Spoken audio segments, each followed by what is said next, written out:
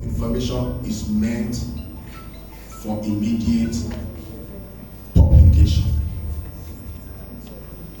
Some of the time we need to reflect on the story and consider the sensitivity to the security circumstances. Some story, if released, as you are having it because you are hungry to bring the news, can explode the nation. So the balance is to be discerning. Responsible journalism demands discernment. The ability to balance the public's right to know with the nation's need for safety and stability is very, very germane. We have seen, unfortunately, how unverified or exaggerated reports, especially online, can inflame tensions, mislead the populace, or compromise ongoing investigations. The ethics of journalism require that practitioners verify facts, protect sources, and uphold confidentiality when necessary. Online journalists in particular must navigate a rapidly evolving digital ecosystem where the pressure for speed often conflicts with the need for accuracy.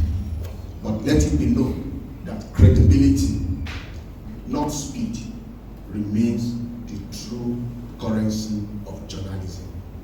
If you are not credible, you are not credible, and you are not practicing journalism. The challenge of fake news and misinformation. One of the greatest challenges of digital era is the spread of fake news.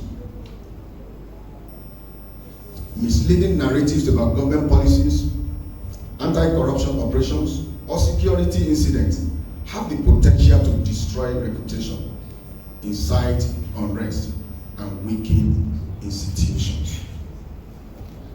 For us at the ICPC, we have seen how misinformation can distort the perception of our work. Yet, we remain steadfast in our mission, fighting corruption strictly within the confines of the law and without sensationalism. I think my colleague in the media have been very, very good to me as a person. Because I've not, all this why I've never been reported that we got in touch with him or we are able to get across to him. They will get across to me, but because of the in-house policy, we don't divert, we don't conduct our investigation on the pages of newspaper. Most of the time, I will plead with them that yes, the story, the investigation is ongoing, but I cannot tell you anything. And maybe just one ever that somebody has told us, why are you like this? They understand with us that yes, investigation can be compromised if you release prematurely some information. So I want to use this opportunity to say thank you to the member of my constituency. So our focus most of the time at the ICPC, and that is why you find most of our story, some that we talked, some were not on the front line. We do not crave for headlines, but on results. On results. Through prevention, enforcement, and through public mobilization. I therefore urge online journalists to adopt fact-checking as a culture, not an afterthought.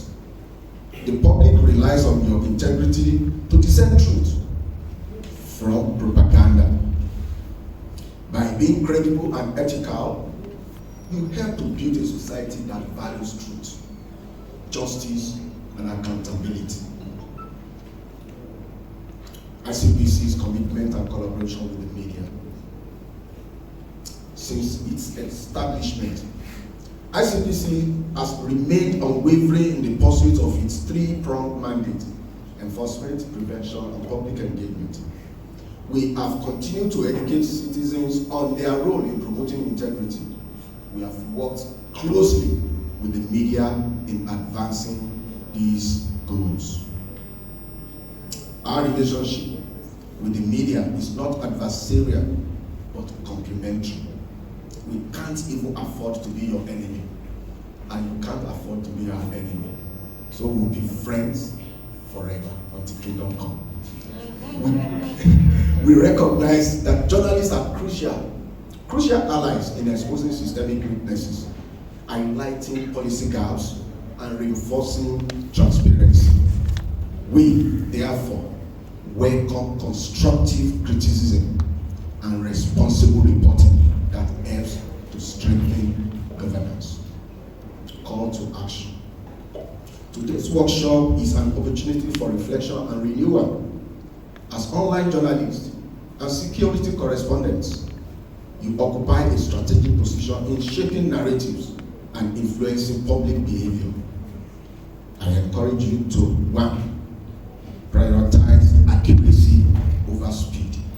In the digital age, misinformation spreads faster than the truth.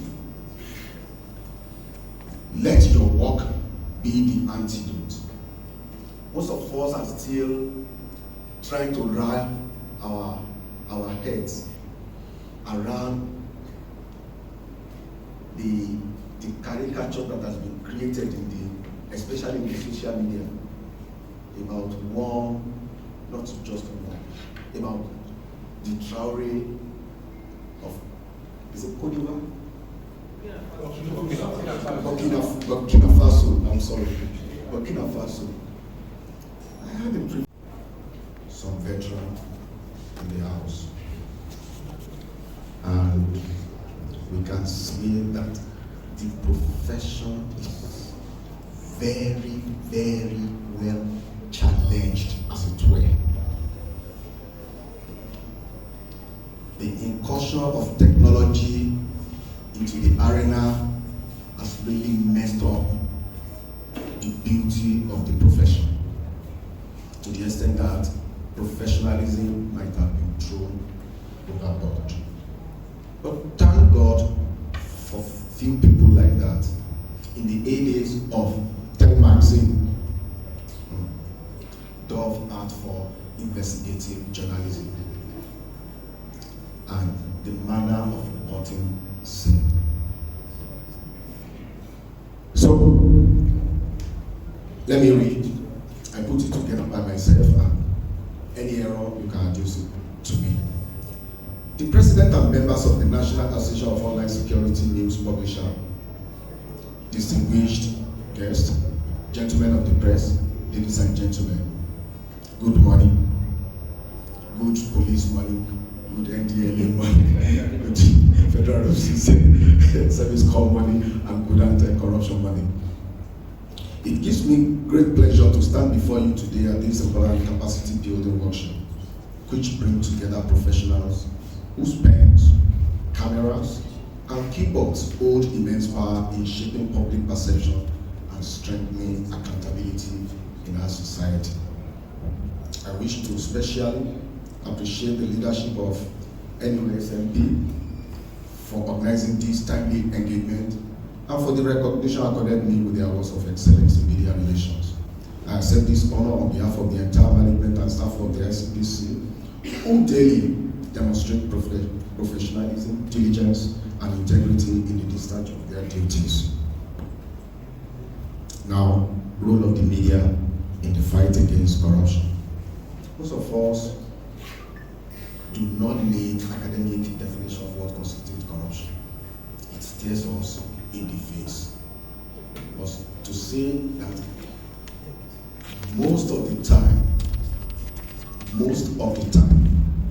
corruption as we have it in Nigeria is not always pecuniary.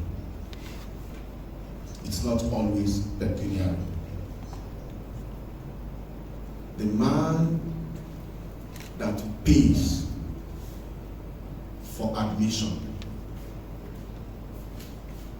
shortchange the system by denying somebody that could have gotten the same space by merit. And the girl that sleeps with somebody in order to get the same admission, the two of them in the two instances, they shortchange the system. Somebody loses out. Somebody that deserved that slot loses out. But while one has to do with money, the other one has to do with moral corruption. So corruption, most of the time, in fact 60% of the time, is not always pecuniary. It could be abuse of office, it could be conflict of interest while carrying out official duties in a position of power and authority.